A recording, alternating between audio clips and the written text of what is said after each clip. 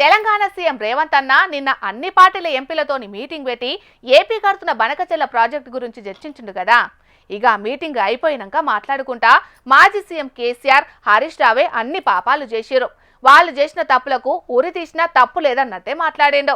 ఇక ఈ ముచ్చట్ల ఇవాళ హరీష్ అన్న కూడా జర గట్టిగానే కౌంటర్ వేసిండు. మరి హరీష్ అన్న ఏం మాట్లాడిండో అరుచుకోవాలి కదా. హరీష్ అన్న నువ్వు మైక్ అందుకోయిగా. రేవంత్ రెడ్డి గారు బనకచెర్లకు గ్రీన్ సిగ్నల్ ఇచ్చిండు. ప్లీజ్ అండర్స్టాండ్, అంటే చాలా ఇంపార్టెంట్ ఇష్యూ.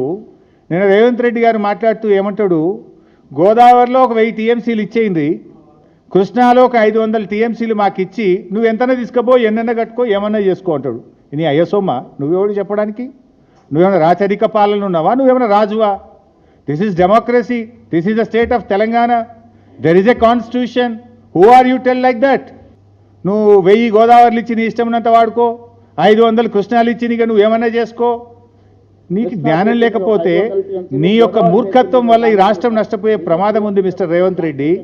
తెలియకపోతే తెలుసుకొని మాట్లాడు. సీఎం రేవంత్ రెడ్డికి చంద్రబాబు దయా దక్షిణాల మీద బతికే బుద్ధి పోతలేదు. 1000 టీఎంసీలు చంద్రబాబు ఇచ్చేదేంది? తెలంగాణ రాష్ట్రానికి ఆల్రెడీ ఉమ్మడి ఆంధ్రప్రదేశ్ లోనే 965 టీఎంసీలు కేటాయించినట్టు జీవోలు కూడా ఇచ్చిండ్రు. కేసీఆర్ ప్రభుత్వం వచ్చినాక 965 టీఎంసీలలో 946 టీఎంసీలకు అనుమతులు కూడా సాధించినాం. మళ్ళా ఇప్పుడు చంద్రబాబు ఇచ్చేదేందని ఫైర్ అయ్యిండు హరీష్ అన్న. కృష్ణ, అది ఎంత అజ్ఞానం! నేను కృష్ణా బేసిన్లో పుట్టినా అంటాడు, పాలమూరు బిడ్డ అంటాడు. కనీసం ఇంకా కృష్ణా నది మీద కూడా అవగాహన ఉండదా నీకు? ఆ జిల్లాలో పుట్టినవు, ఆ నది పరివాహక ప్రాంతంలో పుట్టి పెరిగినవు, ఆడ నుంచి ఎమ్మెల్యే అయినవు. ఆ నదిలో వాటా ఎంత, ఆ నదిలో మన హక్కు ఎంతో కూడా సోయలేదా నీకు? ముఖ్యమంత్రి విడిచిపెట్టు, ఆ జిల్లాలో జడ్పీటీసీగానో ఎమ్మెల్యేగానో చేసినావు కదా. మినిమం నాలెడ్జ్ ఉండాలి, మినిమం సెన్స్ ఉండాలి. ఏమంటాడు, కృష్ణాల 500 టీఎంసీలు ఇచ్చి మొత్తం తీసుకో. కృష్ణా బేసిన్ మీద ఒక 500 టీఎంసీలు, గోదావరి బేసిన్ మీద దాదాపు ఒక 1000 టీఎంసీలకు మీరు బ్లాంకెట్ ఎన్ఓసి ఇవ్వండి. ఆ తర్వాత మీరు ఏ ప్రాజెక్టులు అయినా కట్టుకోండి, మాకు అభ్యంతరం లేదు. ఉరిదీయాలి. నేను ఈయన చేసిన ద్రోహానికి నేను ఉరిదీసినా తప్పులేదు. ఇంత ద్రోహమా?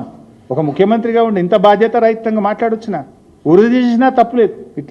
ఇది ఎందుకంటే కొన్ని లక్షల వేల కోట్ల ప్రజల జీవితాలతో ఆడుకుంటున్నావు నువ్వు ఇవాళ మిస్టర్ రేవంత్ రెడ్డి. దీనికి చంద్రబాబు ఒప్పుకోడా? ఈజీగా ఒప్పుకుంటాడు. కేసీఆర్ ఏమో నాకు ఇప్పుడు ఉన్న 968 కాక ఇంకా 1950 కావాలని కేసీఆర్ కొట్లాడిండి అన్నాడు. ఈయననేమో 1000 చాలంటాడు. ఇక కేసీఆర్ కేంద్ర జలశక్తి మంత్రికి రాసిన లేఖల గోదావరిలో 965 టీఎంసీలు మాకు కేటాయించిర్రు. 3000 టీఎంసీల నీళ్లు సముద్రంలో కలుస్తున్నాయి. దాంట్లోకించి 1950 టీఎంసీలు మాకు కావాలని అడిగిండు. రేవంత్ రెడ్డి మాత్రం 1000 టీఎంసీలు ఇచ్చి మొత్తం తీసుకో అంటున్నాడు. కేసీఆర్ 965 టీఎంసీలతోనట్టుగా 1950 టీఎంసీలు మా లెక్క అంటున్నాడు. కావాలంటే ఈ రికార్డు తెప్పించుకొని చూసుకోమని రేవంత్ రెడ్డికి చెప్పిండు. ఇక రేవంత్ రెడ్డికి బ్యాగుల మీద నాలెడ్జ్ ఉన్నది కానీ బేసిన్ల మీద నాలెడ్జ్ లేదు. బూతులు తెలుసుకున్నంత ఈజీ కాదు బేసిన్ల గురించి తెలుసుకోవడానికి ఎడ్డిచ్చిండు. మాట్లాడితే నల్లమల బిడ్డ అంటాడు పొద్దుగాలు లేస్తే. మీరు విన్నారు కదా, నల్లమలకి వచ్చినా తొక్కుంటూ వచ్చినా పీక్కుంటూ వచ్చినా అంటాడు కదా. నల్లమల తెలంగాణ కిందికి వస్తుందా ఆంధ్ర కిందికి వస్తుందా అని అడుగుతాడు నిన్న. అంటే ఇది నల్లమల్ల పులిమిడ్డ కాదు, వెకిలి మాటల వెర్రి బిడ్డ అని నిన్న తెలుసుకున్నాడు రేవంత్ రెడ్డి. నల్లమల్ల కిందికి వస్తుంది యాడు ఉంటుంది అని కూడా అడుగుతాడా? ఆ మాత్రం అంటే అజ్ఞానాన్ని కూడా అర్థం చేసుకోవచ్చు కానీ విషపూరితమైన మనస్తత్వంతో ఉన్న ఈ వికారాన్ని, అజ్ఞానాన్ని భరించడం చాలా కష్టం. అంత విషం. రేవంత్ రెడ్డిలో విషయం తక్కువ, విషం ఎక్కువ. పీపీటీ పెట్టి మరి రేవంత్ రెడ్డి, ఉత్తమ్ కుమార్ రెడ్డి రాష్ట్ర ప్రజల ముంగట ఇజ్జత్ తీసుకున్నారని సెటైర్ వేసిండు. మొత్తానికైతే ఇప్పుడు 2 పార్టీల నడుమ బనకచెర్ల వారు గట్టిగా నడిచేటట్టున్నది. పోండ్రి.